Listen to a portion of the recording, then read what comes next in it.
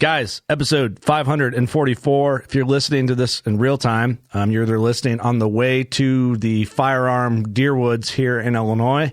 A magical time for a lot of people and a very feared time for other people for their deer. Controversial topics there. Maybe we can get into that on a future episode. But best of luck to you if you're going out with a bow and your blaze orange, or you're going out with a gun and your blaze orange. Do your thing. Be safe. Have a good time. 2 episodes this week. Launched one yesterday. Launched one today. Haven't done this in a while because of all the episodes we have been dropping a week, with all the different series and stuff coming. Lee Hurst sitting in here with me just to do the intros. Yep, what's up, guys? You weren't even on this episode, so this doesn't really make any sense, but we're rolling with it. Well, I'm here. Thank you. The cult leader always finds his way back into the studio. This episode's a ton of fun. I love, the first-time whitetail stories, so hope that you enjoy this. Trying to think of some things I need to plug. We do a terrible job at plugging our own show. Wherever you're listening, please write a review, whether it's Apple or Spotify or wherever you listen. Just write a review, share us up, invite your friends to our social pages, spread the gospel. Does your cult say that? No. Spread the good word. Spread the good word. Not to be confused with join our cult, as Lee would word it. The podcast is brought to you by Novix Treestands. And what's great is when you look down on a Novix tree stand, it says Made in USA on it. And you can trust your lives with American-made products. It feels good doing it versus a bunch of Chinese stuff. But be keeping an eye out on Novix for some holiday sales, some Black Friday sales. That is coming in hot. So if you need to get a good mobile tree stand set up, be thinking about that. You can't go wrong. It's a one and done. You can buy it, it's ready to go, and you can keep it forever. Nothing's going to go bad on it unless you leave it out and the straps go bad, but that's not like the Novix sticks or product. So have something you can trust and rely on and use as your mobile setup, a hang and bang setup, if you will. So check them out at Novix. If you missed that sale, use code WCB22. Save yourself a little bit of money. Podcast also brought to you by Camo Fire. Camo Fire is a site that's actually quite a bit of fun. We don't really need to talk about Camo Fire or Black Ovis because this is what we talk about in this episode. But Marcus is from Camo Fire and Black Ovis, but revolving deals on Camo Fire. I'm just going to get on there now. Delete your browser history. That's right. There's a bunch of targets on there now, and I know I probably did this in the episode, but a bunch of archery targets: caribou, moose, block targets, bow sights, bow fishing rigs, everything. So all sorts of goodies. Releases, all that. So check out Camo Fire, revolving deals, and they refresh daily. So check that out. Also, Leupold Optics. Man, the importance of good optics while whitetail hunting is insane. I got to drink another beer or something. I can't talk. But do you always hunt with optics? On my chest every hunt. I feel naked without them. Yep. The details, I said this last episode, it's like the little details that you pick up. If you hit a deer, post-shot details are so important, and you just can't get those if you don't have optics. Yeah. First thing I do, if I shoot a deer, unless I'm actively watching him go down, if he's doing something other than falling to die, my optics are on him. Yep. Watching what's going on. Where exactly is the hit? A lot of guesswork can get eliminated out with good optics. So just keep that in mind. From shed hunting, that is so overlooked. You know how much walking you save if you have good optics for shed hunting? I shed hunt a lot, walk a lot of miles, and the amount of pre-optics for me when I was younger, the amount of steps I save by using my binos to go look glass at a stick and what I think is a shed is tremendous. Yeah, I bet you it cuts your walking. I wouldn't say in half. That's pretty bold, but it cuts it down by a lot. Yeah. It could. Depends if how gullible you are. Really? Yeah.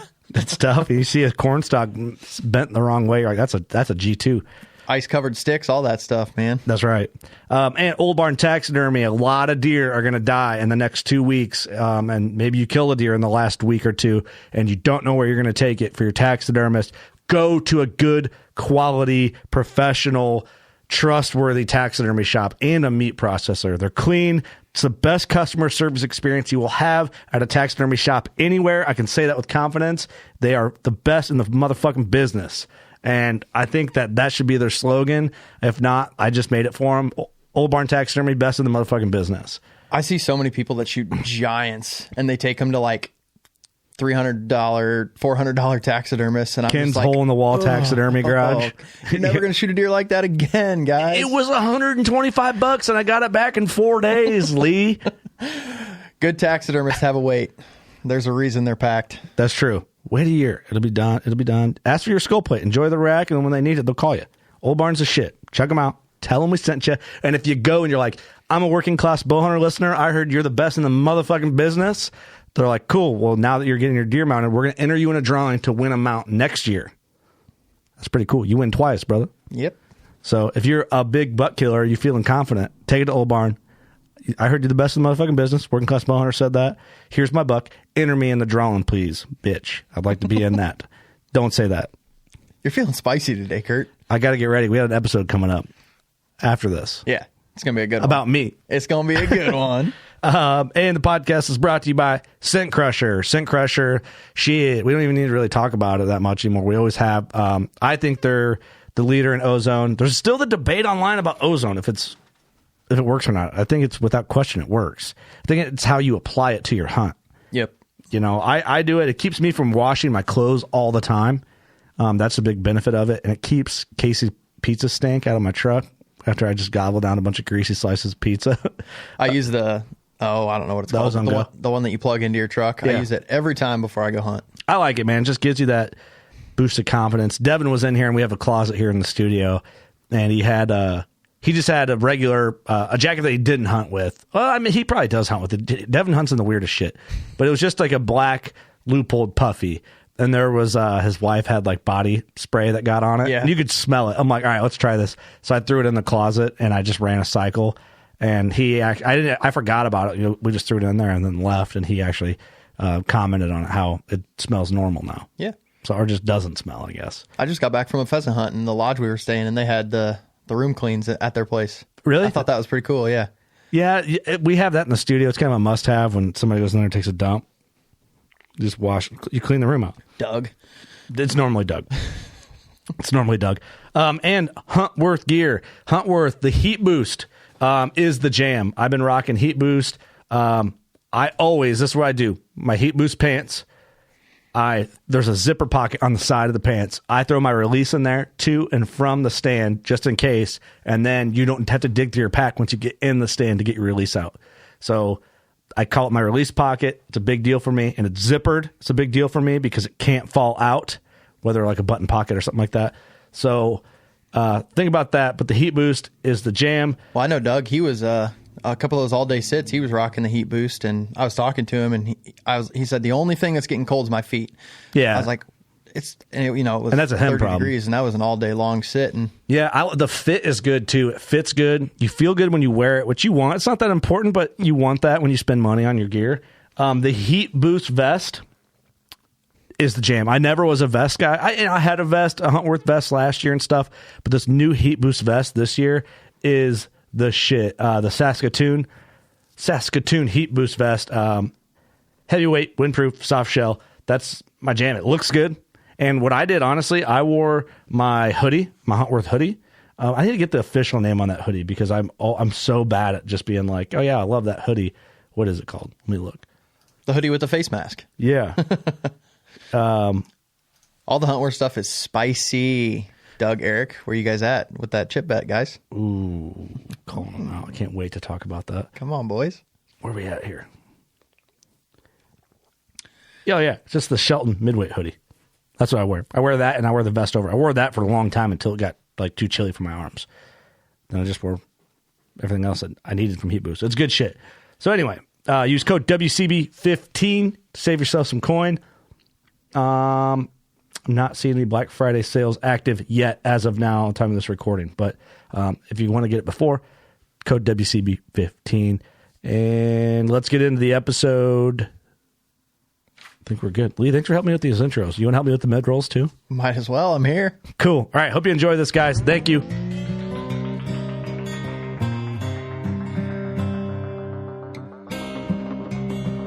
I'm Chase Rolfson with Rubline Marketing. This is Jeff Lindsay. This is Michael Pitt. Hey, everybody, it's John Dudley from Knock on TV. Hey, guys, this is Jared Scheffler from Whitetail Adrenaline. Hi, I'm Taylor Drury from Drury Outdoors. Hey, this is Nick Munt from Bone Collector. Hey, this is Melissa Buckman. Working Class Bow Hunter. Working Class Bow Hunter. Working Class Bow Hunter Podcast. Working Class Bow Hunter Podcast. Working Class Bow Hunter. Working Class Bow Hunter. Working Class Bow Hunter. You're listening to the Working Class Bow Hunter. That's right. This is the podcast for Billy Joe Lunchbucket, the working man, just like me and you. My name's Travis T-Bone Turner from the Bone Collector. Thank you for tuning in. Nobody pushes the envelope like Working Class Bow Hunter. It's really, really not that good. Working Class. Working Class.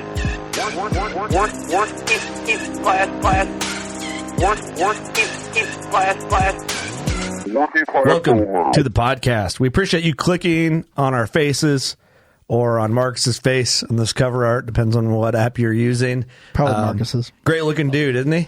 Glad you could be here with us. Check us out, workingclassbowhunter.com. We never really plug ourselves. That's why I'm doing this real quick. If you would, wherever you listen, write us a review. That'd be nice. That'd be real nice of you.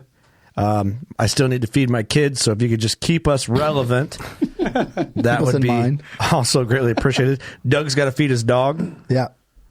And you don't want a dog's dying on us. Yeah, unless you're a dog hater. Yeah. If you hate dogs, don't write us a review. Yeah.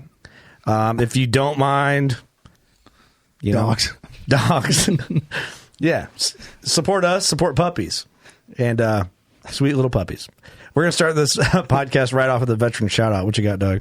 This one's submitted by Letitia Abera, and the veteran is James Schmidt. It says in the Marines. It's a simple one. It just says, proud veteran, 13 years of service, hardworking stepfather and partner who is very much loved and admired by his family. So, very cool. There's that. Thank you for submitting that, Letitia, and thank you for your service, James. Thanks for your service, James. Shout out to you. Cheers, buddy. Hopefully they listen. They didn't just submit a veteran shout-out. They might have. It doesn't matter either way. We would read them anyway. Going around the table, Devin Leonard co-hosting for Eric. In the house for Eric. What's up, guys? How are you? I'm doing good, dude. You're looking good. So today, unfortunately... Yeah? Thank you. Do I look good? I took a shower. Yeah, you look ravishing. So, dude, believe it or not, this is the first time I've taken a shower. In Illinois? Yeah. That's like 5, 6, 7 days. I don't even know, dude. I've lost... That's what's so great about being out here, dude, is I've lost... All respect for yourself? Track of time. Oh, okay. Track for time. Okay, that's better. Now, the lady at the gas station, she had zero respect. For your time? Yep. Was she hot? It's that girl, dude. You know who she is? I think she's pretty cute. I have no idea who you're talking about. Remember we talked about it? She's like, are you a serial killer? I was like, no. What? And then you said in the background, I'm not going to say it, but you know what I'm talking about. The lady that works at the gas station, the pilot. This sounds incriminating. I have no idea what Never mind. We'll talk. Anyway, okay, so unfortunately, tonight's my last night. I'm supposed to fly out tomorrow. But you're not gonna. But we got to do some work. And we got to do Hunter's Box work. That's right. So I might be staying another day, 2 days. Who knows? We'll go from there. It's for the business. Make it 3. It's for the biz. Trey Heiner's in here as well, just kicking back. Yeah, you bet. Thanks for being here again. Last night. Yeah, it's sad. Sad. Some things happened today that makes me wish we had another day so we go do activities around, you know. Judd McCollum is in here. I am. Hi. How you doing? Not bad. You have a black eye and nobody knows why. I have no idea. That's weird. Does your wife hit you when you're sleeping? Not to my knowledge. Didn't wake me up. Casey's in here as well. Queer for Deers in the house. Hello. Sharon Mikes, ironically, with Judd. Yep. And then the man of the hour. How's it going, guys? What's up, buddy? Good to be here. Marcus is in the house all the way from Utah. Good old Utah. We just had, again, you know, we're taking advantage of you guys being here, getting all the podcast done. Just 3 Western boys living in the studio, chasing a whitetail. So it's been quite the fun experience. It's been really fun talking like Western versus whitetail tactics and stuff. and just our lingo overall. Just everything has been great. It's been so fun. Yeah. And it actually worked out good because everything you guys had got delayed. See last couple episodes. But it worked out better because then you guys basically shared the entire camp together, where initially you would only been for a day or two for their camp. So it actually worked out better. It was more fun. Yeah. So I'm glad everything happens for a reason, and it worked out beautifully. Yep. So, and Devin's going to have to extend his trip to make it work out even more beautifully. That's right. So, man, we should probably just start like how you got here and how we got together, I guess, as far as working class and you and business relationship, and then it just kind of all snowballed and makes sense, right? Yeah, So- man. I mean, we started talking to each other about a year ago now, right? Yeah. Yeah, it's been a year and it's been awesome. Like we've loved being partnered with you guys at Working But Class. how did you two actually connect in the first place? Well, I don't know if I remember how it got It might have been kicked off. it might have been Mackie actually. Okay. It was Mackie. Yeah, Mackie. Okay. I think he told me, he was like, "Hey, you should look into these guys. They're pretty cool." And I think he connected me with you. And then we just hopped on a call. Yeah, I think that's just what it was. Yeah. So Jason Mackey is where Clint stays every time he comes into. Okay, so you Yep. know. Okay. We do need to get him on because he's been on CC Hunt Files. Mackey. Yep. Yeah, He's you're been right. on there a Yep. few times, I think. Yeah, we need to get him. We need to get him in studio. Yeah, I need to get him to the big leagues. That's right. Right. Yeah. Clint's like the warm up to WCB. It's Monday Night Football. Yeah. So that's just kind of cool. And then it just kind of like we got to know each other and snowballed. And we've always been familiar with Camo Fire, of course, and Black Ovis. I discovered Black Ovis before my first elk hunt on recommendation from Jeremy from Buckstorm, ironically, because that's really? where we ordered all our stuff from Black Ovis. Oh, nice. Because he's like, hey, this is a store. He goes, everybody that works there knows gear. He goes, you order everything from there. So I have I have Black Ovis clothes and a bunch of gear from Black Ovis from that first Western hunt we did. Yeah, Black Ovis is pretty cool, like one-stop shop. But you know what I think has been really awesome for our partnership specifically is that the working class bow hunter, Camo Fire fits in perfectly there. I love it. I mean, it's top-notch gear that we're trying to get to people everywhere on a budget. And that's what it's for, and that's what it does. I love it. And a lot of people didn't realize you guys have an app, which could be dangerous for a lot of guys. But but we kind of run with it like, I think, Doug, you were the one who started it off, and it kind of is like our campaign for Camo Fire is delete your browser history. Yeah. So your wife doesn't know where you're buying all your shit from. That's a slogan you guys should actually roll with. Dude, you'd be surprised at how many times I run into people and they tell me, man, my wife hates you guys. And like I was just up at Vortex headquarters earlier this year and we went to this restaurant and turns out the head chef there, he was like a big enthusiast for Camo Fire. And New Windsor Depot Bar and Grill on South Fifth Avenue. We're going to the bar after, Sorry, boys. my Siri was talking. Ninja back there. You said something that got my computer all worked up. Sorry. Go to the bar. Turns out the head chef at this restaurant, it was just a random restaurant, was like a big Black Ovis Camo Fire enthusiast. And he comes over and he's talking to us, and I'm actually wearing the shirt that we created together, Devin, the Hunters Box Club one. Yeah, nice, dude. Heck And yeah. he's like, "Do you know what shirt you're wearing?" And I'm like, "Yeah, I know what shirt I'm wearing. I work at this place." And he was a super nice guy. Turns out his wife was one of the waitresses. And he brings her over just to introduce us. And she's like, "Who are these guys?" He's like, "They're the Camo Fire guys." And she's like, "Oh my gosh, not these guys." That's So awesome. it's funny how often we come across situations like that. I bet. Well, and then also my half of the plug, because that is genius, delete your browser history. It is. I like it. But it's just how your wife, I'm talking to everybody listening, your wife more than likely is spending more money at Target than you're aware of. Mm-hmm. So spend a little more money than she's aware of on Camo Fire, It's a trade-off. It evens out, right? It's called life. Yep. And at the end of the day, dude, hunting is expensive. Yeah. Like it's a sport that we all love and it's kind of a lifestyle. And 100% is a lifestyle. if there's a cheaper way to do that, then why not? Yeah. So why is Camo Fire a cheaper way to do it? Because I don't think we've explained that, have we? I guess we never talked about why it's cheaper. But we've talked about like the time window for like its revolving deals that change daily. That's a good question, though. That is a great question. And a lot of people don't know. So Black Ovis is kind of your store where you can go on, get everything that's new and exciting and all those just like products that just dropped this year. And you'll see some of that on Camo Fire too. But what we do at Camo Fire is we go and we find awesome amounts of gear and we'll buy a ton of it. Mm-hmm. And we'll get it really cheap, and that's how we're able to provide such deeply discounted gear. Mm-hmm. We'll go to companies like GSM and Sitka, Mystery Ranch, and we'll buy a lot of one thing or multiple things, and then we'll just throw them up. And it is a revolving door, so you'll see a lot of different products every single day. And there's some exciting changes that are going to be coming to Camo Fire too, so definitely keep your eyes peeled. But that's kind of the system there. See, what I like about it, too, is if you have for the Midwest guys, I have a Western hunt that I'm going to go on next year, the year after. I'm going to save money, collect gear. Well, it's like if there's certain gear you need, you can just keep tabs on that daily and then buy it discounted. So by the time you go on your hunt, you have more what you need and you save more money in the time frame. Like, if you need like sleeping bags, for example, if there's a certain one you want or you just need a different one for a backpack hunt or whatever, just keep tabs on it.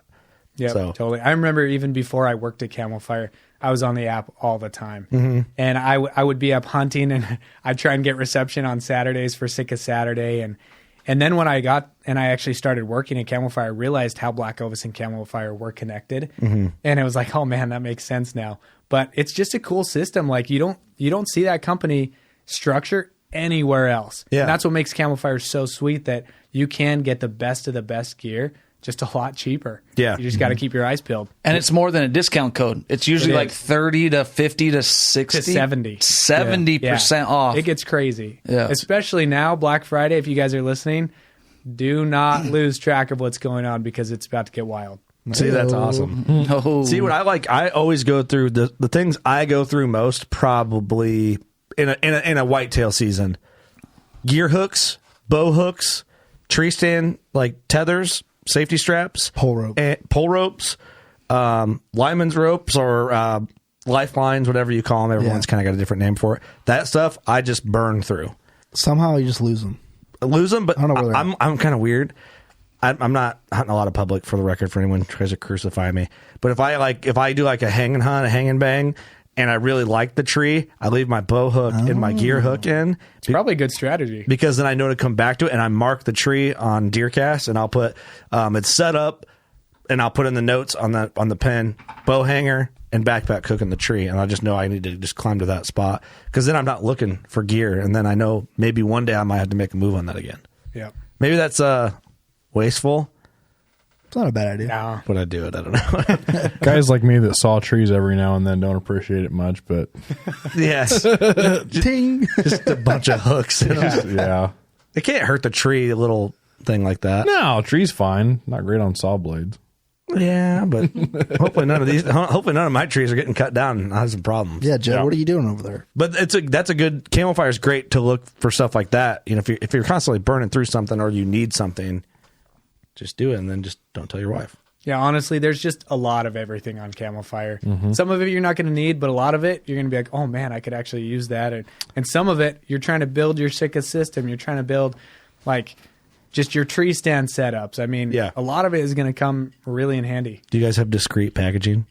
What do you mean by that?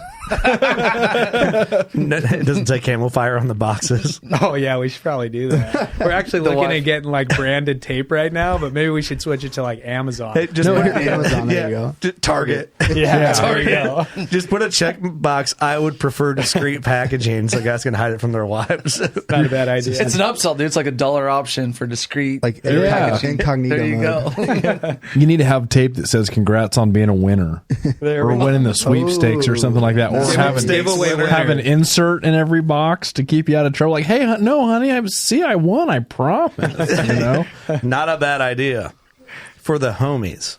Look, I don't endorse hiding these things from your partner or spouse, but no, I'll say it for you. Gotta do what you gotta do. But you do. We do. Hide it from your wife. She doesn't Hey, hide you it. can't control what the consumer wants. How many times is she buying Starbucks a week, That's true. Buy that thing you've been needing on Camo Fire. Mm-hmm. Buy it. Anyway, I don't know if that's how you guys want us to plug it, but I think it's realistic. You guys need us, okay? Someone has to say it, Oh, yeah. I don't know, but it's great. It's a great website. Download the app. Check it out. I always get on when we do like our reads or whatever. I hate calling them reads, but I'll just pull it up because it's something different every time. Like, here, let's pull it up right now. Oh, now we're going to go through. Kurt's going to order something. No, I won't.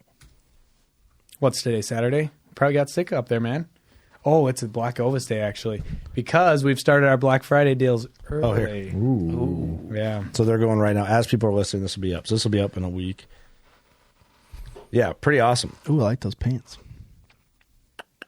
Get the monitor on here for the people. You guys have trail cameras on there quite a bit, don't you? Yeah, we do. But, we try and switch it up a lot. I mean, regularly we have Trail Cam Tuesday. Oh, nice. We're switching things up a lot, and we actually just updated our app this year within the last few months, and it's so much better now. If you've been on recently, well, I think trail cameras are great. That's why I brought it up. I love trail cameras. Dude, these the stash sacks, those things are lifesavers. They're pretty awesome. I pack when I go anywhere out west or any travel, just hunting or not. Those save me. It just keeps me organized. I'm not organized when I'm moving, and that saves my butt. So I like it. A lot of goodies. So hold on. Actually, go back up. I want to see those bags that you're just talking about because I like that too. So what's the regular price and what do they sell for? 34% off. That's pretty sweet. 35% off. 50% off. Yeah, it's cool that it tells you. Yeah, dude, that is... You ain't going to get that through a discount code. No, I like it. I like it a lot. A lot of merino. And all that merino is brand new. We just changed up. We got a lot of feedback from people using our merino, and we decided to make some changes just to make it a little bit better, and it is pretty freaking awesome. Mm-hmm. So if you like the Black Ovis merino, definitely worth checking out. Dude, you guys got tripods and everything. What don't you guys do? We do a little bit of everything, man. Belts. Oh, Headlamps. Game bags. The game bags are pretty popular. The red bags are my favorite. Really? Why so? What's the difference? They don't stain. They're ultra light. They're ultra light. That's a valid and they're point. awesome. They've got stretch, but it's up and down, so that when your meat is in that bag, it doesn't go out the sides of your pack, which is pretty rad. But I just love that they're red. You're right. It's that makes a lot of super sense. Yeah, you guys do well. You probably sell more red than white. I'm assuming for that reason, but no, it's probably pretty close. I mean, we sell so many game bags. I couldn't even begin to guess how many we're selling. But is that the number one seller right now? Probably not right now. Just because, I mean, whitetail guys aren't using game bags. No. Not that often anyways. I didn't It's actually more even know Western until big Trey guys. shot his buck. We were joking around like, Trey, you want to quarter this out? And Judd, you were like, you have to, in Illinois, you have to remove the whole carcass. Mm-hmm. I guess I never realized that. I've never quartered a deer out here, but yeah, dumb. I thought if I had to, you could. So Western guys are usually using these game bags, and most of those seasons are over or ending right now. Yeah. So, I mean, they should have already had their game bags. 50% off. You'd start. That's true. See? For next year. Are you not confident? You don't think you're going to kill anything next year and need game bags? Might as well order some. Does that bar on the bottom mean like what's left? Yeah, exactly. Wow. It's pretty cool. I've never actually noticed that, if you want to know the I truth. didn't either. It's not. Oh, dang. Look at those puffies for cheap. See, all right. like Big fan of these sleeping bags. I got one. I'm a stomach sleeper. I like mummy bags, but I don't like them when they're too tight because I just can't, I feel restless. Yeah, I don't like mummy bags. A little too constricting. But these aren't bad. Like those, I can those roll aren't around bad. in mine. In camp? You got one too? Yeah, they're pretty good. I like them. sweated a lot. Yeah, I like them a lot. All right, boys. We talked that. We were going to talk deer hunting first, but there's a lot more to talk about. So, and then Ooh, socks. I need those. that's. Do you have them on you? I don't have any on me. Oh, I got a pair of those. Dude, $5. I'll see what I can My feet are getting cold. Losing money on that deal. What's that? $5 for that hat, dude. They got to be losing money on that. That's how good of a deal it is. 80% off, man. What's up? Is there any visors? Visors for Devin? Yeah, Devin's. No, but that's a $5 hat we can turn into a visor without losing too much money on my end. I like the bucket hat. Dude, Turn that one in. I do need a boomer hat. That's $5. How? Order. I need to order that because I'm going to get flag skin one's cancer cool, on my too. ears, man. I need some. It's a good mowing hat. Dude, I need to put some of this stuff in the box, Yeah, bro. you do. You can It's get so on it. cheap. Yeah, Dude, you do. there's You a got a card on you? $5 sun hat. I'll buy right now. Let's do it. We're gonna need I like 1,000 it. of them. That's Whoa. a good. That's a good deal day right there, man. I like that. The cool thing about the rotation with Camo Fire is just that there's something for everybody out there. And I mean, everyone's got different priorities. Everyone's trying to do something different with their hunting this year. And that's why it's cool because you're not going to see the same stuff every single time. It's always going to be changing up and there's always going to be something cool. Yeah, I like it. Yeah, like you said, I can't think of anything else like it, especially in our industry. It's pretty damn cool. Killing it, guys. And then, Crispy is related. Crispy US is related. If you guys remember the episode we did with Kendall. So I guess I don't know if we asked Kendall this. I can't remember because we do so many podcasts. Like my brain. Hey, can we roast Kendall real quick? He was supposed to be here. Yeah, let's roast him. Here. Where is he? We better roast him. Let's roast him. He had to cruise over to Italy for some crispy stuff. His wife wants to go to Italy. Yeah. Hey, blaming it on. Am I going too far right now? No, keep going. Blaming it on the business. Is the wife going? Yep, No, she is. no. He's saying no, but he's shaking his head yes. Gabba go. Kendall, bro, where you at? So I guess I don't know. I wonder if we asked Kendall that. I can't remember. My hard drive's full and I forget things, because we've done so many podcasts. Right. But so the boots are made in Italy. Yep, handmade. And then Crispy US. Kendall started Crispy US. Yeah, Kendall and Mark Strickland. Well, they didn't. They own the US distribution to Crispy. Okay. Okay. And they bought that years ago, and they've just been making it awesome. Why do Italians make such damn good boots? Well, Italy is kind of the hub for that better hunting style boot, and Crispy, in my opinion, has just perfected it. I mean, we sell a ton of different brands on Black Ovis, and I use multiple different brands, Scarpa, Zamberlin, but I always find myself going back to Crispies. Really? Yeah. So I've only had Crispies as far as like a high-end premium boot. One thing I wanted to look into, and I wonder if you have any experience, this is kind of going off a little bit, but we're still talking gear kind of, is like, what's that? Some people call it the BOA system. I don't know if that's a universal term. Yeah, it is. It is. Yep. BOA's, any brand can use that term, BOA. But what's your opinions on those? Because I looked at some of those, and I've heard guys love them, and then guys kind of give me the look you just gave me. Yeah, see, I've got a couple buddies who run those, and they love them. But I can't get behind them just because you need different amounts of pressure at different points in your boot. And there's so many different lacing strategies nowadays to take pressure off of hot spots or just sore spots. And you can't do that with a BOA cable because it distributes the pressure evenly across your entire boot. So it would never work for me specifically, but I definitely know a few guys who just love those. Really? See, I don't know. My feet, I don't know. They get hot sometimes. I don't know. I just tie my boots like normal, and I'm probably like underutilizing what my boots are capable of. Yeah, I mean, you're gonna recognize failure points, or not necessarily failure points, but sore spots, or just, I mean, everyone's foot is different, and when you get into the Western sphere, where you've got crazy elevation, you've got cliffs, rocky terrain, just crazy stuff all over, that's when you start to notice what is good for you with a boot and what's not good for you. Yeah. And so, I mean, out here, I've just been using the Wild Rocks, but I've been on flat ground the whole time, and I wouldn't be able to tell you if they're going to work for me in a Western sphere. Yeah. Based off of here. But once you get out there, it's totally different. Well, I'll tell you what I like about like a Crispy lace-up style boot. I used to be a rubber boot guy only for Midwest whitetail hunting. Like, always had these clunky, I mean, it could be October 1 to middle of November to December. I had clunky rubber boots, and I'm hanging stands in clunky rubber boots, and it just is not ideal. But now that I've done more Western hunting, like right now I'm running the Colorados, Crispy Colorados, hanging stands, moving so quickly, mobile hunting, you kind of have to have a lace-up boot to be. You can do it with rubber boots, but it's just way easier with a good lace-up boot. On stick. They just fit better at the end of the day. Yeah. Oh, stand on, like if you're messing around with a stand trying to get it perfect, and you're standing on that top stick with rubber boots, kill your foot. It kills your feet.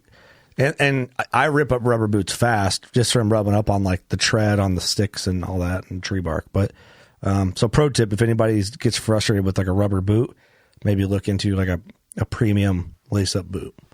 Probably lasts longer. Crispies.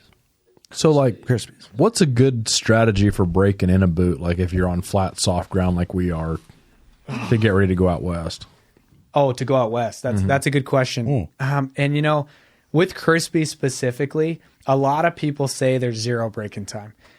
For me, I don't really buy into that philosophy. I think your foot has to break into the boot. And so you have to go out. You have to figure out what you need to do to make that boot work. Breaking in and out here, just get in it. Do whatever you can. Just wear it. Put some weight in your pack and start hiking your biggest hills. I mean, do what you can. The biggest thing hesitation, your hills. Yeah, I mean, do whatever you can out here. The biggest thing is just get some hours in those boots. Yeah, that's fair. Yeah, makes sense. But yeah, great question. I don't know. It's just interesting, that kind of family of companies. Yeah. But I want to talk about you. Okay. Oh. Spotlight. Let's hear it. So you go. Let's hear it. Tell us about you. Let's talk whitetails, man. What did Marcus do in the last 5? How many days have you been here?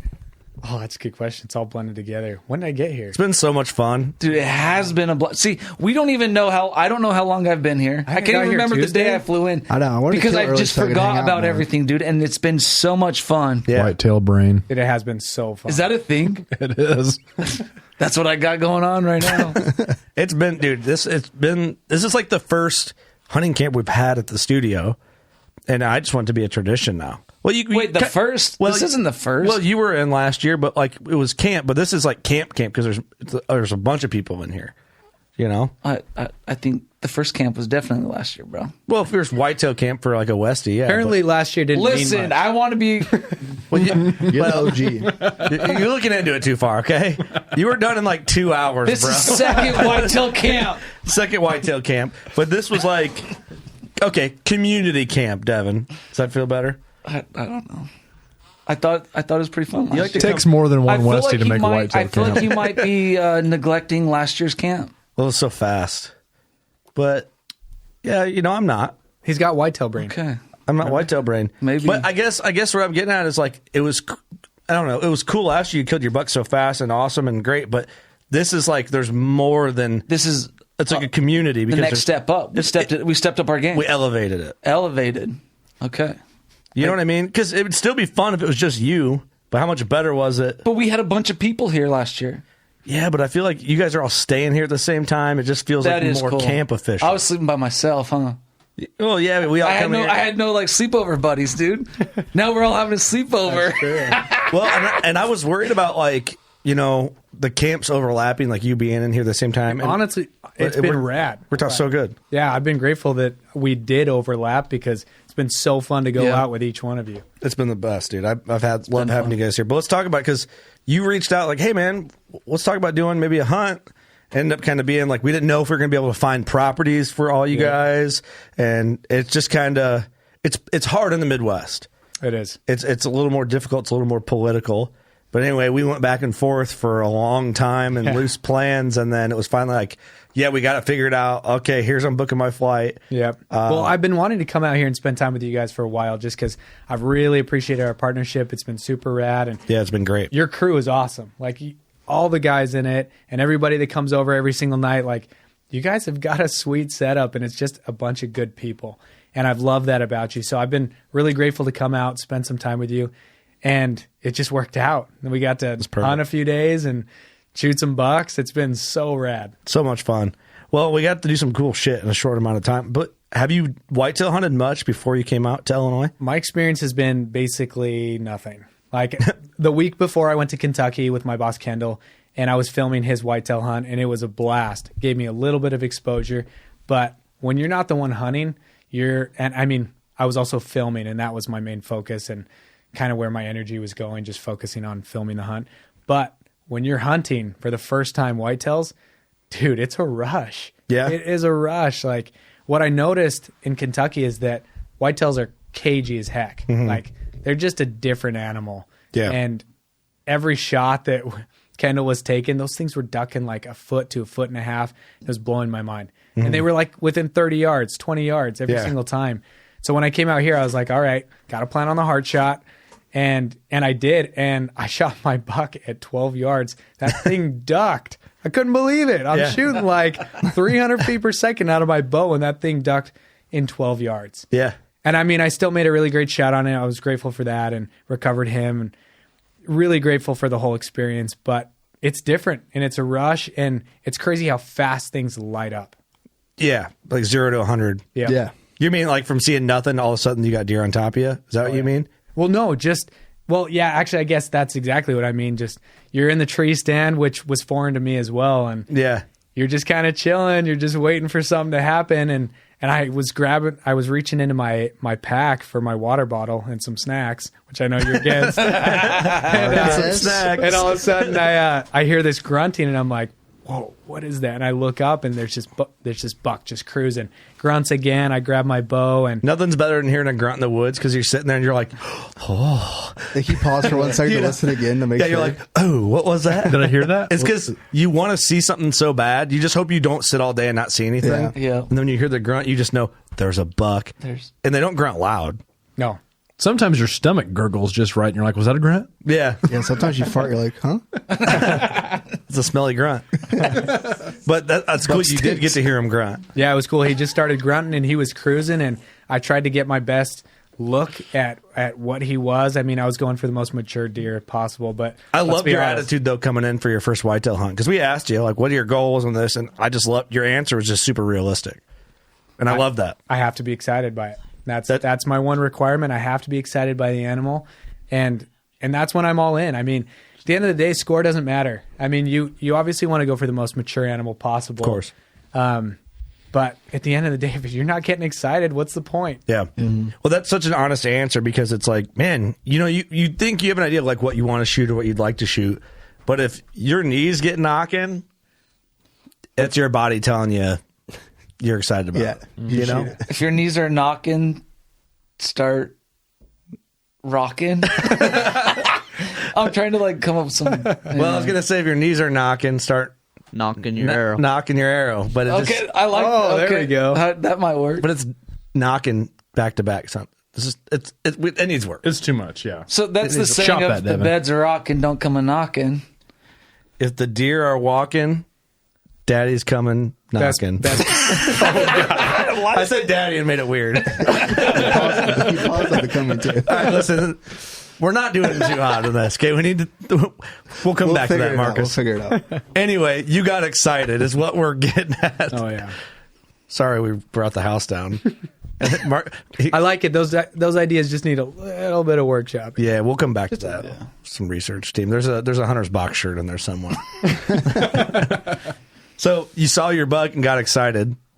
Yeah, and that was it. I mean, he just cruised in. He was on a trail right below me, and I had ranged it previously, and I knew all my shooting lanes were within 20, 25 yards. That's the best. Max, maybe. Yeah. And so I was like, all right, it's just going to be my top pin. And he came in, just gave him a little stopped, and full pass through. Crank. I mean, he went maybe 50 yards, and he went down. You watched him fall and everything. Yeah, and I mean, right after I shot, I just looked at my hand. It's shaking, and I'm pumped. Yeah. And I knew the moment I saw him, I was like, that's sweet. And I didn't have any big, like, goals, like, oh, I want to shoot, like, a 150, 60 buck. Like, I know you guys, you're shooting those type of bucks on a yearly basis. But me, I'm just dipping my toes in the water. Right? Yeah. Dude, that's what I wanted, though. Like, I want to go on recoveries with you guys when you're in town. So, and of course, like Devin, you're a great example.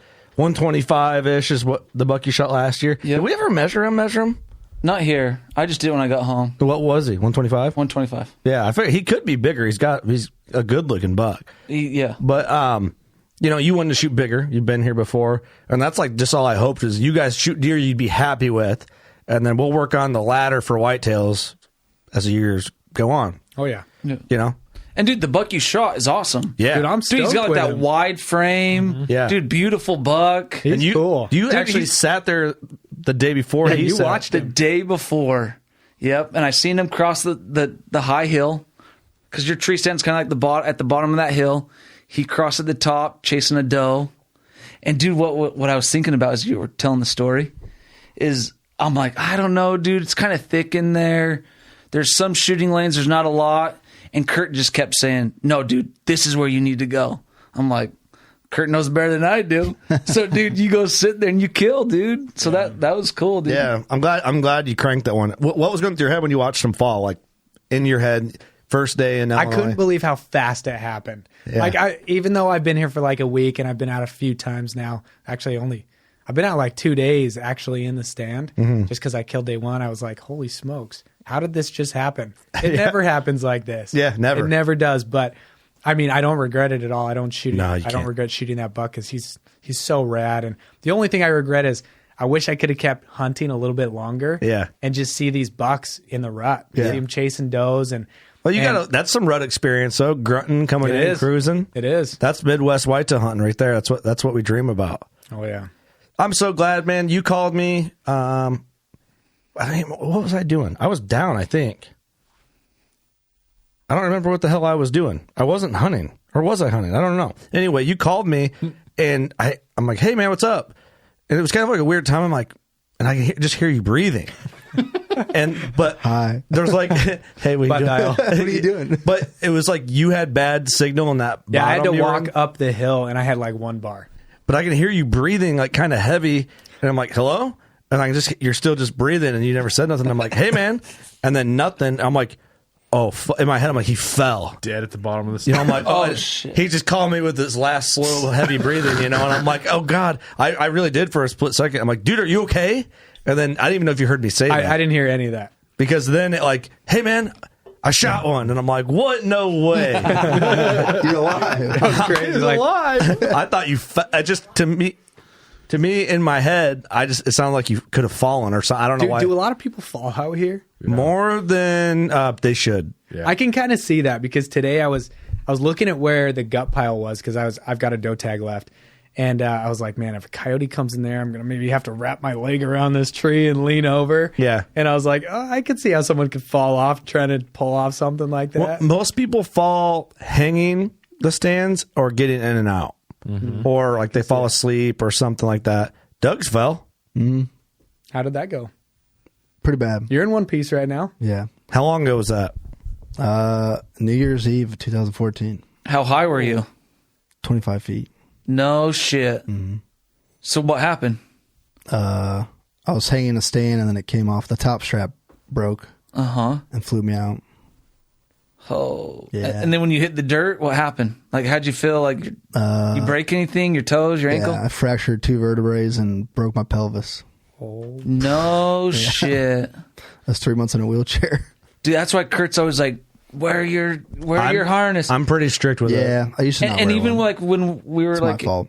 Oh, dude, I'm pretty strict with it. Well, yeah, you should wear it. Yeah, even if they're easy stands, I'm pretty strict. So what with you it. do the high line as you're setting it? Is that what solves on that my problem? farm? I have lifelines on both of them. I do have. I will admit this is probably not as good, but I don't have the lifelines in, but I have the tether strap right away when I get in. It's the first thing I do. That goes around your. Yep. And then if I can't do that, if I can't have 3 points of contact before I get my lifeline in, I'm not in it. Not doing it. So you're running multiple straps on that tree. You're not just hooking onto the prusik knot. So if it's like from the ground up, Yep. I hook my carabiner in the prusik knot. If I'm doing a saddle hunt, I'm a lineman's rope in the tree all the way up until I get tethered in. If it's a dangerous type setup transition from the top stick to the stand, I'm lineman roped in. So it's around my waist. So if I do fall, I just got to catch my footing. But I'm not going to fall. I'm always strapped. For where it changed for me is when I had kids. I said, I'm not fucking around with this. And some stands are just sketchy. Like I grew up hunting sketchy stands, high step ends. Mm-hmm. It's a 3-foot step from the top stick into it, and you're holding on. Slim. Yeah, you get that little extra bit of height. Yeah, jump and do it. Kind of like Trey's stand that he had to get in that you set up, Judd. Dangerous. Dangerous. You didn't have any dangerous ones this time, did you? No, dude.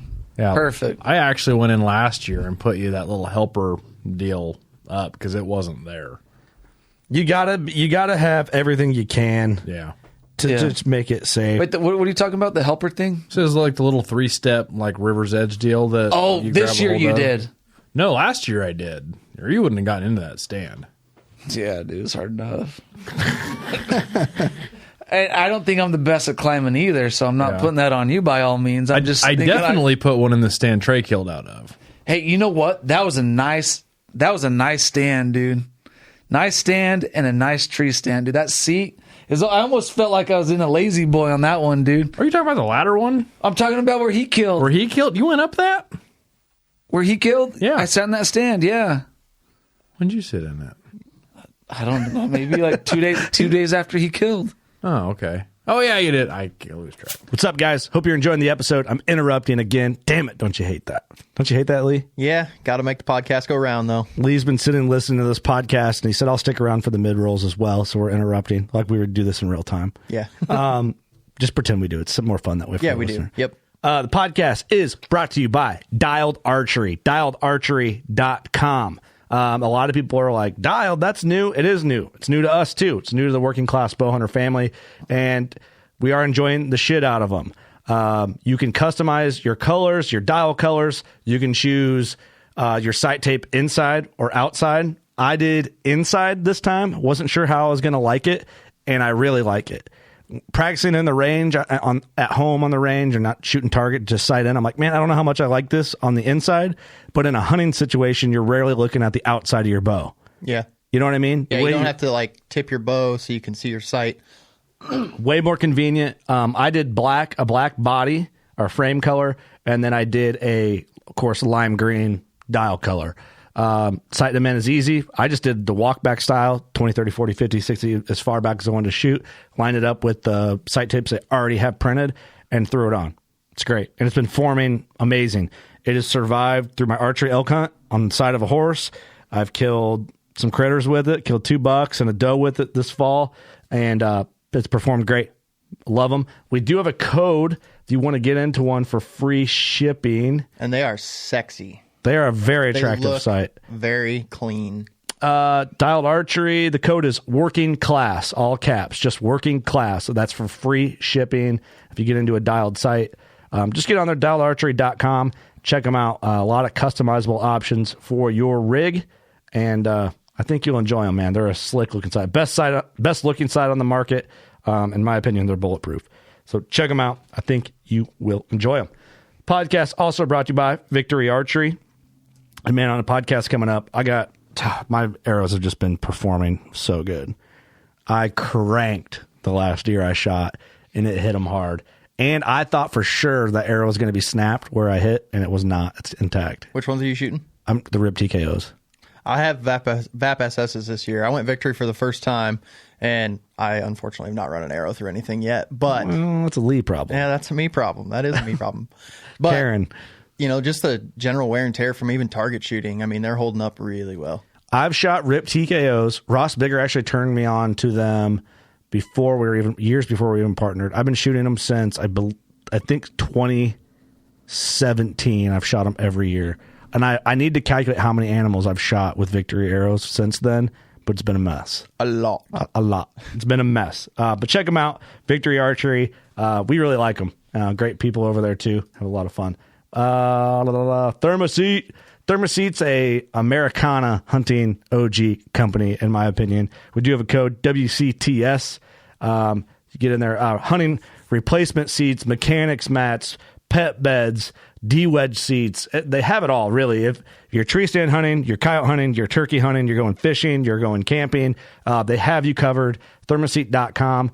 Get on there. Code WCTS. I feel like ThermaSeat is an overlooked company because it's just seats, but it's not. Makes a big difference having a seat versus just a metal seat on your tree stands. Dude, I had a metal seat one of the cold days. I didn't know my seat got blown off on accident, and I was sitting up in it. I'm like, oh no. So I got down. I sat in it for as long as I could. I got down for a half hour to go get some lunch, and we have a working class with our logo on it, yep. ThermaSeat, and just a thin one.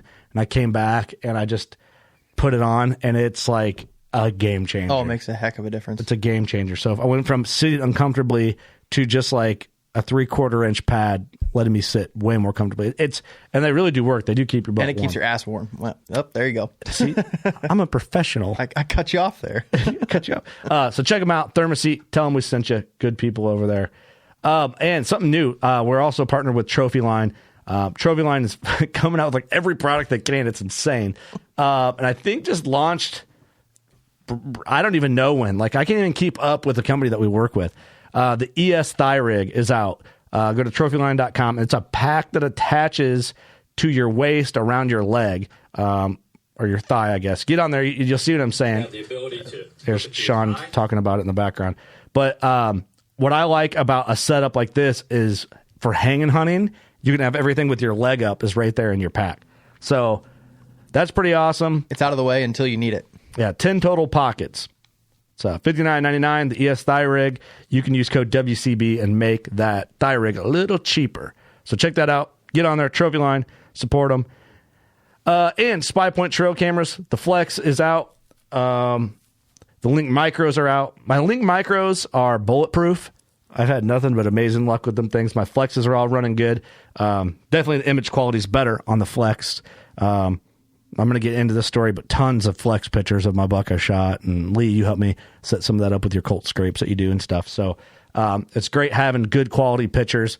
And even then, if you got the Insiders app on the Spy Point app, Insiders Club and the Spy Point app, you can hit request full HD image and get a good full quality photo. So that's always a benefit. No code for them, but I'll work on that for you guys and see if we can't figure something out there. And Big Tine. Big Tine, be thinking about, well, you should be killing deer over your Big Tine food plots now, but frost seeding is something to consider. I always underestimated it, but the plot that I frost seeded, where the video of my cedar coming apart, which Joe replaced, even though I benefited. That was Austin's cedar. Joe saw me struggling. He's like, hey, I'll send you a new one. And so Austin has this piece of shit cedar. You made out like a bandit. Joe sent me this cedar. I should give it to Austin, but I'm not gonna. I was like, hell, I win twice, brother. So, but anyway, I underestimated how big of a difference that made, and I actually never even seeded it again. That's all I do is frost seed my clover plots. Really? And actually, I had a pretty good buck show up, and he's kind of sticking around. We're getting into the back half of the rut here. Yeah. And he showed up, and I didn't have him last year there at all. It's the first time I've ever had a clover plot in here, so I'm kind of thinking that plot might be enough to keep him and hold him in the area and give me a chance at him late season. You know what I'm going to do? I have a main event plot that's getting eaten down pretty bad. Like the deer are using it so much. I think what I'm going to do is frost seed that all in clover. Maybe this is a bad thing to do. I don't know. But and then just in the fall, till it up, plant it back. Yeah. So I do it all the time. I'll keep food there. I do it all the time. Yeah. So that's what I'm going to do. Yep. I think. Code WCB 2022. I'm sure once it's 2023, that code will be WCB 2023. So if you're listening delayed, just apply whatever year it is on the back of WCB. You should work with him and really mess with people and just throw away random code out there. WCB 1962. Just like, what? Doesn't make any sense. All right, back to the episode. Thanks, guys, for being here. Shut up, Lee. People want to hear the episode. Sorry, guys. But anyway, I digress. Be safe. Yeah, be safe. Be safe. I will say, just experiencing the tree stands for the first time this week, it's totally got me wanting to do this out west where me and Devin hunt. Like, I'm totally about this spot and stock. Like, you glass up those muleys, those elk, and you put the stock on, because I live for those. There's nothing more thrilling than those for me. But it's totally got me wanting to test the waters out there. See, dude, I think what's cool out here, though, is there's way more action. I feel like you could go to the best unit in the state of Utah and put out a tree stand, and you're not going to have nearly. No. But you got to remember, though, you're here. You guys hit the peak rut and the best weather of the year. And we're teamed up with the working class bow hunter crew. Hey, listen, we went to Hunt Wars with Meat Eater. We beat their asses. I'm just kidding. I'm kidding. But we might. No, you're not. But, but anyway. No, but I always think about that, too. Like, anytime I go out west, I'm like, man, I'd put a stand right there in that tree over that saddle. Yeah. Like, I wouldn't have to do that much walking. I'd just get to that spot, and then I'd be just sit there. But I don't know. The only difference out there is if you do something like that, you can still see so many different basins, canyons, ridges, and you're like thinking to yourself, man, I just want to go up there. But here, you can't see like past 100 yards. It's tough. It's so thick that you're like, this is my best. These are my best odds. Yeah. It's funny you guys say that it's thick.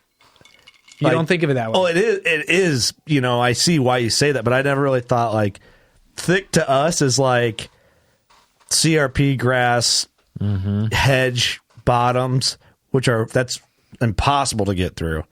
We're used to just thick in general in our woods. Yeah. Doug likes thick women. But is that a true statement? Yeah. If she ain't 280, she ain't a lady? No, that's not true. Well, there's fat and thick. Thick's like the nice way to say like you're a little So heavy, my buddy in high school used to say that, by the way. That's why I brought it up. Thick? He loved... No, this was his motto. His motto was, if she ain't 280, she ain't a lady. I've heard that motto. It's not a bad motto. That's what he liked. To the big queens. But and he was a handsome dude. Skinny dude, too. So I don't know Are you sure you're not talking about yourself? This guy I know. Great teeth. I've got a feeling over here. Why are you throwing me under the bus, Marcus? Are you turning colors? I saw a sparkle in your eye, and I was like, maybe. Why am I getting picked on? You're turning a little red. Portfolio. First, it was Kurt picking on me. You winked. Now at it's him. Marcus. Dude, you've been on the defense every time we've got on the mic here this week. Really? You got something to hide? You got something bugging you? I don't know, dude. You got something to get off You your kind of chest? came unglued on me on the podcast last night. Last night? No, dude. Okay, so do you know Oliver Tree? Yeah. Dude, if you listen to his podcast, one of his podcasts, it's kind of funny. Which he gets super aggressive, but he's just joking the whole time, right? Yeah. So when you talked about like the whole mule deer versus whitetail thing, I'm all like, this will be funny. I'm gonna get fucking aggressive, right? And just like, mule deer are king, you know? And then you're all like, dude, you're being a dick. And then you like kind of hurt my feelings. So I was like, oh shit. I thought I was like gonna try and make a joke, but I could see like the look in your eyes, and you're like, I don't like you anymore, Devin. I'm like, all right, I'm out of here. This got weird so fast. Well, I like you still. I think you're funny. It just didn't translate right. I thought Devin was too pretty for feelings. Yeah. Right, me too. But I think you should bring the tree stand game to Utah. Dude, I might. And honestly, the saddle game's pretty rad too. Yeah, I'm surprised. Do you guys ever hear about anybody? I know there's some guys that have, but yeah, I know of a few guys that are testing out the saddle game out west. Really? And what are they for? Like a mule deer, what are they pinpointing? Saddle, just terrain features, or are they? I mean, water, or what? What do you do? It's tough. It depends on the time of year, really. Because can you watch? Saddles are a pretty good spot, I'd say. Probably wallows for elk or something. A wallow for elk, sure. But for a mule deer, do you just gotta like, oh, he did it yesterday. Hopefully, he does the same thing, or do they not? You know what I thing mean? out there is you're messing with thermals too, which I right away when I came here, that was one of the first questions I asked you. Like, are you guys worried about the thermals? Like, is that something that's on your mind? But the answer was right away, no. But that's situational based. You know, if you're on a deep cut, like a ravine or like a deep cut on a creek, then you do. But most you got to cases, get really strategic out west, because I mean, a lot of the mule deer that I'm hunting are really up. They're up really high and they're in cliffy areas, and you're talking about a lot of elevation. Yeah. So everything comes into play. Man, if I ever like moved out west where I was like hunting mule deer all the time, I feel like I would want to like implement my Midwestern, like get in front of them, playing ahead of them, and just see if I could kill. It'd just be kind of neat. You'd have to be like dialed like 1,000% though. It's like the exact opposite of us here. Like I would shoot a lot smaller buck, like spot and stock on the ground than I would out of a tree stand. But it seems like it would be the other way around out there. I know what you're saying. You know what I'm Maybe saying? it doesn't translate. Like here, our opportunity to do a spot and stock on a whitetail, the percentage of success on that, or even the So much opportunity lower. to attempt it is so low that if you got the opportunity, even if it was a buck 20 inches smaller than what you would consider your standard, you still might consider shooting it because it'd be a cool scenario. Yeah. Whereas like I've spot and stocked and could have shot one buck last year, and that was the first whitetail that I can think of off the top of my head that I've ever spot and stalked up and on. Well, it just doesn't happen. Guys do use tree stands out west. What I was trying to say is, out here you're going to get more action. Yeah. Which is what I think is so cool about it. You know what I mean? Even if you're just seeing does, it keeps you entertained. Yeah, yeah. Like tonight, dude, I've seen like 2 small bucks, a 2-point, and a couple does. You know, is that 2-point or a spike? It was a 2-point. Forky? It looked like this. Forky. Yeah, a little forky. But anyway, it's like, so that keeps you entertained. So my experience with tree stands, and I've killed a mule deer out of a tree stand before. Oh, you have really? Yeah. It's actually my first mule deer ever. No kidding. Yep. Very cool. In Utah? Yep. Fish Lake unit. Awesome. So for me, dude, I just think like if I were to take this back home, dude, I could sit in a tree stand, no shit, for a week and not see anything. Oh, really? But maybe on that 8th day, that big buck I've been waiting for walks by.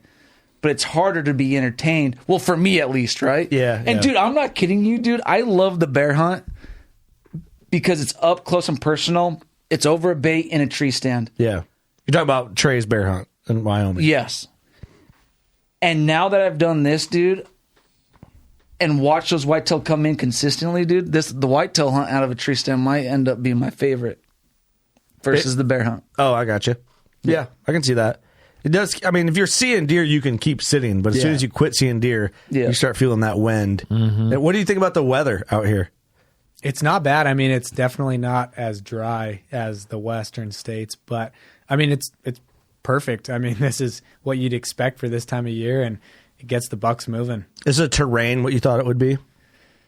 Yeah, for the most part, I'd say it's pretty accurate. Yeah. Can you see why we're fat? I wouldn't say that. Do you agree, though? No. You guys are tip top over here. I mean, we're pretty shapely whitetail hunters because we move a lot, but we're still fat. Yeah. I mean, we eat a lot of Casey's Pizza. Sponsor us. We need to figure that one out. Is that just in Illinois? No. It's all around. Casey's? Midwest. Is it full Midwest based? I'm pretty so. sure. Yeah, they're in Indiana. They're in Wisconsin. They're in Iowa. All the good spots. Yeah, everywhere that it matters. But yeah, I mean, there's some whitetail hunters that do give us a bad rap. Just how there's some kind of like douchey Western hunters that give all you guys a bad rap. I mean, you get all kinds of people everywhere. But that's fun though. Like it's kind of fun to poke fun at each other like that. Mm-hmm. You know what I mean? Because it's like you guys are in our world, and it's just so fun for me. And we've done a couple podcasts while you guys are here, and that's kind of all we've been doing is like compare and contrast. But completely opposite hunting worlds, it's kind of fun to do that. It's rare we get to do that. I'll tell you what's difficult for me is all the bucks you guys have up here in the studio, field judging these and just scoring them in my mind is so different from mule deer. I've almost had to like separate them. They're two different animals. I got to like relearn how to score a whitetail now. Because if I compare it to a mule deer, it just doesn't add up in my head. Okay, yeah. So I don't think I can't really judge a mule deer, I don't think very well. Yeah, I can't either. Like I know when one's big and I know when one's probably medium, but I can't be like, oh yeah, that one's a 190. I could probably get close, but yeah. What do you use to field judge a mule deer? Do you guys go by ears or? Oh, Devin, dude, I think it just comes off of experience, right? Like you've got to like handle a lot of mule deer. You got to look at a lot of mule deer, and I think the best way to learn how to field judge an animal is see it on the hoof and then score it, right? Mm-hmm. And then kill it and then score it. Yep. And so I think it's just experience, just like everything else, dude. Yep. What do you think, Trey? Because you probably touched more mule deer than everybody in here. Well, of course, the two Westies combined, just with how many deer you guys kill. No, it's the same experience. I mean, you do enough, you can just look like you look at them whitetail, you just like, that's that type of deer. You know? Yeah, because you guys have killed so many, you've scored so many, you've handled. See, because you look at ears for a whitetail, Judd. I don't even consider the ears. Like he's inside or outside his ears. That makes a big difference. But I'm like, I don't know. I go back. So I grew up watching Monster Bucks videos, VHS videos, and remember Monster Bucks. So we should bust one out. Yeah. I'll dig one out. That'd be a fun drinking game. So we used to do that. So when in hunting camp with Jim Burns, who just passed away, and my dad just passed away. Both my hunting idols passed away within a year of each other from the same thing. It's kind of fucked, but we used to in hunting camp. We used to watch Monster Bucks videos, and then it would just be like hunt after hunt after hunt. There's no BS in the middle. It's just like, oh yeah, it's so and so in Kansas, and then here comes the buck. The guy cranks it, and then he picks it up. Recovery. It just cuts out all the meat. It's just all meat, no taters, and then it'd just be like this buck 158. And then on to the next one. Immediately, here comes the deer. Shoot. Boom. There's a score. So we would watch those and guess. And you just learn from watching those. You look at frame. Like, I just look at a buck. I'm not like his ears to his beams to this. Like, I just like, scan it. I'm like, probably 155 or whatever. So I think that's what made me judge that way is from Monster Bucks. Same thing for you, Doug? Same for me. We'll have to watch one of those tonight so you guys can kind of see. Yeah, it sounds good. Those would be fun. Sounds like classics. Straight up immersion. Immersion? Just learning by immersion, like diving straight into it. Yeah. I thought you were referencing like a video or something like that. No. Yeah, so I don't know. That's how we do it. But yeah, if I had to like put money on judging a mule deer, it'd be, I mean, you guys would laugh. It's interesting. Like mule deer, it's a lot of experience, but elk, I have a few tactics that I go straight to. I mean, I start looking at frame right off the bat, and then I go to the actual head itself and the fronts, like your brow tines and your seconds, how far they come to the snout, the end of the mouth. I mean, I've got a little bit of a system for elk, but a lot of it comes down at the end of the day just to experience. Yeah. Being around a lot of them, guessing, just trial and error. Yeah. See, elk, I'm just a lost cause. Haven't done it enough. I can tell when I like one. And that's the most important thing at the end of the day. It is. Yep. It really is. You gotta love it. The score is just a reference. Yeah. It is.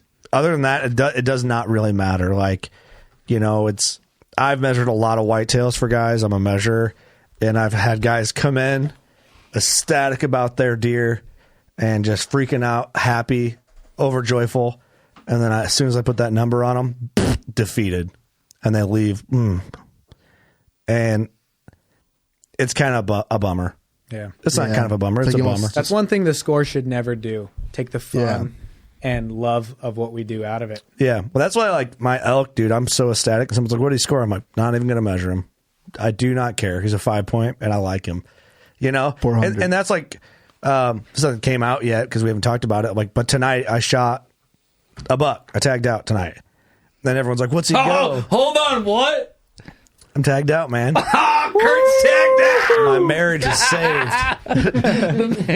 My marriage is saved. You could dispose of the divorce papers. Yeah, shred them, honey. Sorry, Casey. You got me for another year. Daddy's back. Yeah, Casey's trying to get my wife.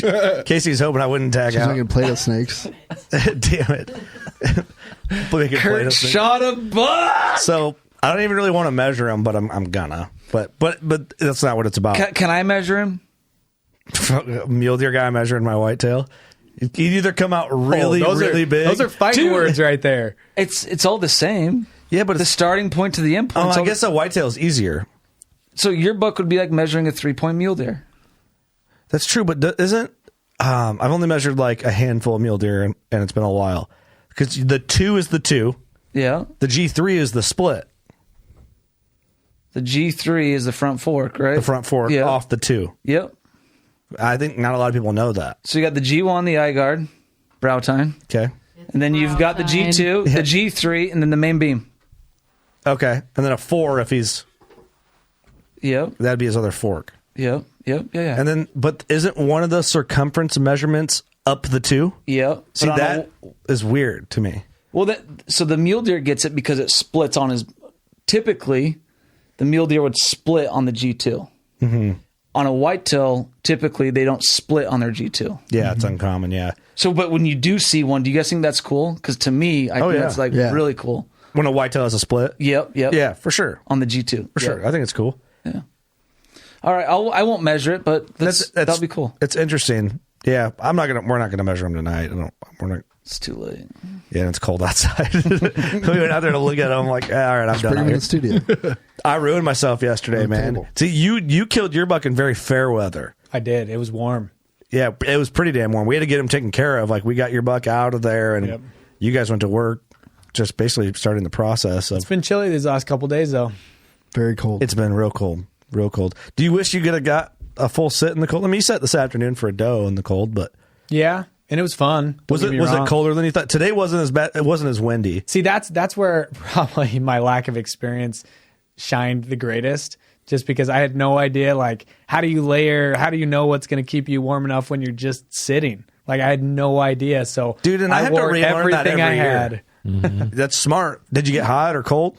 I was pretty good. You're comfortable. 800-gram boots. I had Sitka Fanatic bibs and jacket, which are basically just pounds of fleece. Yeah. Which was awesome, and a bunch of base layers. I feel like every year, like, the weather gets cold like this, I have to be like, okay, how was I layering last year? Yeah. And I just, like, I got to go out and suffer. I'm like, oh, man, I forgot to put this on. Mm-hmm. You know?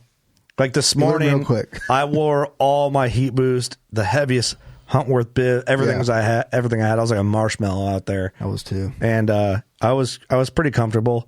I kind of fucked myself up though. I was way underdressed yesterday. It was so windy, and it just chilled me to the core. And I'm still chilled. I feel like every one of you guys that came back, you just looked dead. Yeah. It was a brutal day. You got Doug, you didn't even show up yesterday because you were beat up so I was bad. dead. I haven't taken whooping. my long johns or my base layers on my pants off since yesterday morning because I've had a chill. I just like laid in bed and didn't move. I almost didn't get up this morning. Ooh. I shot my buck tonight, so I could have slept in. But yeah, my alarm went off and I came back. I got down kind of early and took a midday nap. I needed like a recharge. And Sam's like, I'm surprised you got up. It's like I laid there with my phone on my chest, waited for my other snooze to go off. Then I'm like, time to get up. It's so hard to get up in the mornings, dude. It's tough. Well, especially when you hunt all day. Like sitting in a tree stand, It's wears exhausting. you out. You out. Yeah. What's so exhausting about it? I think it's not moving. Like, you always feel better when you're active during the day. Like, when you have a lazy day on the couch, like, you feel like a piece of crap. You feel tired. But when you move around, you get stuff done, you always feel better. But I think, like, I don't really relax when I'm hunting. Like, that kind of goes back. Like, I don't take naps. I don't do the snack thing. I don't even bring water with me because then I'll have to pee, you know. But, and I think I'm like on pins and needles the whole time. I think that is the number reason why I'm exhausted, because my brain is like firing on all cylinders. Like, yeah. And I think that burns me out at the end of the day. And that's what makes me tired. Yeah, I can see that. Do you feel that way, Doug, when you sit in the stand all day? No, I'm a little more comfortable than you are in the stand. Yeah, I'm not on Doug's over pins and there. needles all the time. You're not? No. You feel like you miss more deer, though, because of that? No. I know they are. How do you sit, Marcus, when you're when you're in the tree? How, like where on the like Kurt being, I'm talking in third person, most anxiety in a stand, and then Doug being like narcolepsy at the bottom of that spectrum. If I'm awake, I'm like, my mind is focused on something, and it's hunting for sure. So you're more. Like, I can't relax. Yeah, I'm on your end of the spectrum there. Just okay, Team Kurt. Devin, where are you at on the spectrum? Yes. So I think for me, it's like just thinking too much. Is what, like, when I'm sitting in the stand, it's just thinking. About hunting? It's everything, dude. Whether it's hunting, it's work, it's my kids, it's.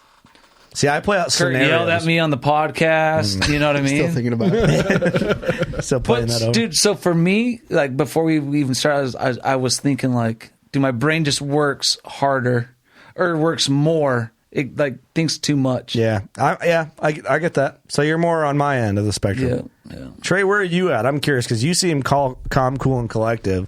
Like when you were sitting in the whitetail stand for the day you hunted, like, do you feel like your brain was firing on overdrive, or were you pretty chilled out? No, it was mainly I was just trying to soak it all and just trying to learn. It was new to me. Yeah. So it'd probably be different for you guys if I did it every day like you guys, you know. But yeah. I was just trying to learn just the habits of all the animals around, just kind of be attentive. Yeah, just trying to figure it out. Yeah. So you're 3/4 throttle, probably. Yeah. That's cool. That's fair. Yeah, the processing on a new hunt. I felt that way like my first time bear hunting out with you guys. I was very attentive, but like kind of taking in what I was doing. So if it's not as cold, do you still get worn out just as much? I feel like that's the other half of it, right? That's like the physical. Not as You're still much. tired though. You're still tired, but it's like definitely when the cold's not there and you're shivering. Your body's working overtime. It's like yeah, definitely. Casey, where are you at with that? The anxiety level. Kurt full blast. Doug being narcolepsy. It kind of depends on the day, I guess. If it's kind of a slow day, I'm just kind of like, all right, come on, dear, you need to move. Yeah. But if it's like today, this morning was a really good day, and there was deer like just moving all over. Yeah, moving all over. I saw probably 12 deer, but it was like one here, one there, but it was like enough to keep you alert. Yeah, all day long I was kind of high alert. You're like in predator mode. Yeah. You're I'm all like, what's okay, up? there's one. Sweet, I'm proud like a kitten. Yeah. Where are you at, It Judd? kind of depends. Yeah, that's good. Like a gold star. So you're kitten. like where are you at give me a number. Doug being 1, me being 10. Kind of probably in the middle. Okay, that's fair. Like when it's warm and they're not really moving that well, it's hard to be in it. Yeah, like if you're hunting in the afternoon, it's kind of like, okay, I'm going to sit here for a couple hours before the deer even start moving. Mm-hmm. So you're just kind of chilling, maybe looking at your phone. I think that's watching accurate. the birds. That's accurate for me too. She said it better. Okay. It's like if the deer are coming in, you're like the predator. Yeah. If they're not coming in, you're like thinking about stupid shit that you don't need to worry Exactly. about. You know what I mean? Yeah. All the emails you got to check. It's like, Yeah. fuck. Something you did 12 years ago. Where's that deer at? Save my soul. Where's Judd at on this? So it kind of depends for me on like how much work I put into getting into the tree. Like if I'm hopping in a preset and I kind of know, like Casey said, that they're not going to be there till an hour before dark, like I'm just comfy and probably at like a 1 or 2 with Doug. But like if I'm do a hang and bang in a new spot, like I'm probably an 11. You know what I mean? Yeah. Which is you have to be. Yeah, makes sense. Mm-hmm. Interesting convo. There's a skill to sitting. There is. In a weird way. There kind of is. I feel like I'm really bad at it right now. You know, It's so different. I sit a lot. I sit and lean. Do you stand a lot? That's like 50-50. Yeah, I lean. If I've never just stand up or I'll fall You're asleep. standing 50% of the time? Yeah, I'll fall asleep. I'm leaning 50% of the time, probably. Narcolepsy. But I might sit more than I stand. I don't know. I feel like too when it's colder, I'm more alert because it kind of helps keep you warmer. Yeah, If that makes sense. it does. Like I know Friday afternoon and today it was cold, and I kind of had to be more alert to stay warm because otherwise I'm just sitting there. I shiver bad when Yeah. it cuts through me, and isn't that like a tactic to your body to try and keep warm? Yeah. Like a natural tactic. So I think when it's warmer, I'm more relaxed, and then Yeah. kind of like if it happens, it happens. But when it's colder, it's like, all right, anything can happen at this point, and I got to be ready. So, and it kind of helps keep you. I think it helps keep you warmer too. A little bit. I do. Hey guys, sorry to interrupt the episode. Hope you're enjoying it. We want to take a quick second and got Devin Leonard here actually talk about one of our great partners at Hunter's Box Club. So you've heard us talk about it in the past. You've seen Clint support on CC Hunt Files. Maybe you've subscribed in the past and got some shirts. If you forgot about it or you don't know what it is, Devin's going to break it down for you. That's right, guys. So we've designed a T-shirt for the working class bow hunter crew, and we're going to give you guys this box for free.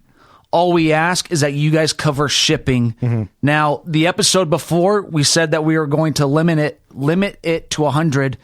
Well, before we could actually stop it, we had 140 people take advantage of that offer. So we now have to print more shirts no matter what. So what we're going to do is we're going to print another 140. So that means we have another 100 boxes that can go out. You have to order before November. And For the end of November. Yep. Before the end of November. And there's only going to be 100, and this time we have to stop it because we won't have time to print before the next month. Right. And if we sell 100 more, Devin's going to pay for my tag to go on a Coos deer hunt in Mexico. Yeah. So I really want to go to Mexico and do this, and I really want Devin to eat his words and have to pay for my tag. So if you can help us out with those 100 boxes, it's the price of shipping. Yep. So guys, what's super cool, this is going to be an exclusive T-shirt designed just for working class bow hunter. Eric, Kurt, do you want to talk about the shirt? Yeah, so we wanted to do a kind of like a whitetail camp type design. And I was like, it'd be cool to do like a working class bow hunter studio or like a cabin like in the woods and all this, just like the classic hunting camp tradition that us whitetail hunters love so much. And Devin's designer's like, well, whitetails are cool, but here's an elk instead. and it came out. I was like, that's actually super, super cool. I was like, run it with the elk. The elk's cool. I just killed an elk. Yep. It kind of fits. So the design's really cool. I haven't seen a design quite like it. So I'm pretty pumped on it. The elk is cool. It's a good touch. Yep. Now, guys, the only way to take advantage of the offer to send Kurt to Mexico is you have to click the link in the podcast notes. If you click any other link, it's not going to give you guys that offer and you won't get the T-shirt. So click the link in the podcast notes, and the T-shirt and box is yours. Yep. 1 to 3 surprise item in every box. There's some good stuff in there too. Yeah. So in this giveaway, you guys are going to get the Working Class Bow Hunter T-shirt.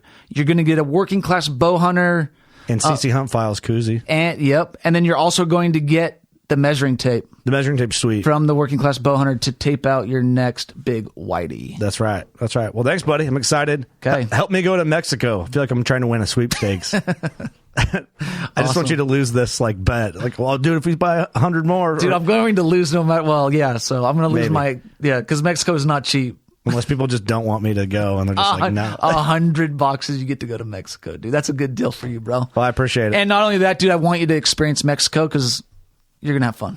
It'll be a blast. All right, guys. Thanks for supporting this. Back to the episode. Hope you're enjoying it. So, Marcus, what would you do different next year? What would I do next year? I don't know. First off, I got to say, based off all your comments, just barely, I got to say, you guys are mentally freaking tough out here. You hear about that with, backcountry hunts and these gnarly environments and stuff. But, dude, out here, you guys are freaking tough. It takes some serious patience and strategy. It's cool. It's cool to see you guys in your element just killing big bucks. Cool, man. I appreciate that. I couldn't do it. I can't. You're capable of it, dude. I'm just learning right now, but it's really cool to see you guys doing that. Next year, I should probably wait a little bit longer before I shoot something. I love it though. But still, first, dude. Yeah. You're not saying you regret it though. He's just saying next year he'd wait. No, just because I want to. to soak in the hunt just a little bit more. I mean, Yeah. it was a blast, but I mean, the whole time I was in this stand, like every day I've been in it, I'm focusing on all these things. Like I'm trying to bring my universe into your universe. I'm thinking about the wind and watching what happens based off of stuff that I've taken from my environments. And I just want to keep spending more time, to be honest. I think it's going to take that to actually learn the tricks of the trade. For sure. Be successful out here. Definitely. Yeah. There's a lot to process, just like when we go out there. You know, it's like, man, we got to get better at this, but it's damn fun. Yeah. The learning's so much fun. Yeah. It is. Very fun. You know? Well, man, I'm glad you came out. I'm Me glad too. you got one. I'm glad we all got to hang out and have a good congrats. time. Yeah, thank you. Congrats. Yep. I'm really grateful for you guys. I'm stoked I got to spend some time with all of you. It's been so rad. I love having new friends, and you guys are some of the best of the best. Thanks, man. Well, looking forward to a lifelong friendship and a great partnership continuing. And we're going to see him at ATA too. So we're going to make him. Oh, yeah. We're going to make him take We go us out to dinner, man. We'll take you out to dinner. We'll go party. You'll drive us Does home. Kendall go to ATA? Yeah, Kendall goes to ATA, don't he? yeah, he went last year. Yeah. Okay. For sure. Yeah, I've talked to him there in the past. Yeah, he won't be in Italy. I only saw you guys for like 5 seconds. We were last both year. running to meetings, I think. Yeah, we were running to shoot a video. I think it was with Tethered actually, and you guys were going to shoot a podcast. Yeah. That's the thing. I got to get our podcast scheduled together for ATA. I got to book our hotel. We got the Rubline marketing room. That's January, right? It's the January, like 6th and 7th in that ballpark. Sweet. I'm so pumped. I love ATA. I love it too, but it's like all our buddies are at one spot and you can't hang out with everybody in one weekend. I will say it is like one big petri dish for whatever bug is going around. Last year, dude, everyone had COVID. Everybody did. Everyone did. And no one was saying anything, but like you'd walk past someone and they're coughing and sniffling and it's like, oh, Everybody gosh, had it. don't say anything, but Well, everybody went to, it was in Louisville last year, right? yeah. Because it's going to be in Indy this year. Louisville sucks compared to Indy. Really? You ever been to the Indy? No, I haven't. Indy's so much better. Everything's connected by the Hampshire tunnels from the hotel, the convention center. Oh, nice. Everything's connected. Where Louisville, it's like the show You gotta and shuttle downtown over. and restaurants is like 15, 20 minutes apart. Louisville, you don't leave. You park your truck for the weekend once everything's set up, and you don't go back until you're leaving the show. It's badass. That's going to make it a lot better. It's so much better because all the that's where the real business goes down. Like the handshake professional stuff, but then the deals go down at the bars and you get to hang out with your buddies.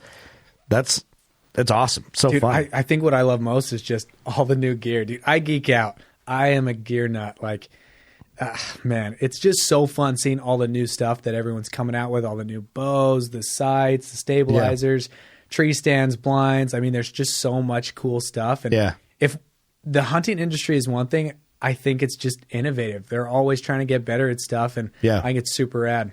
We normally podcast our butts off at ATA, and I'm hoping we can pull back and not do as many. One year we did 17 podcasts in 2 days. Holy smokes. And I think that's a record for our industry. Hungover too. Yeah, so I don't want to do that again. It's a lot of milk. That's a lot. This is too much. I'd like to do like 2 a day. Would be nice. I like 2 a day. And then we can do our meetings, do 2 podcasts a day, and they'll be better podcasts because we're not like mentally Problem is, exhausted. once you get there, there's so many people there, and you're like, oh, we got to do this Yeah, that's podcast true. and this one. I know. And the opportunity is so high that you can't pass it up. It is too, but it's like with our partners, we'll do podcasts with our partners at ATA, but I just want to be like, we have a studio. You guys come hang out for like a night or a whole weekend, and we could actually have a real meeting and a real like relationship builder. Kind of like you came out. Well, exactly that. If we did the podcast at ATA this year, we would not have near the same connection as we Yeah, dude, do I mean, now. I met your families. Like, it's so rad. You guys are cool, and we've got to spend some time together, hunt together, and it's just different. Yeah, dude, it's way better. It's amazing. But yeah, it's like we have the studio for that.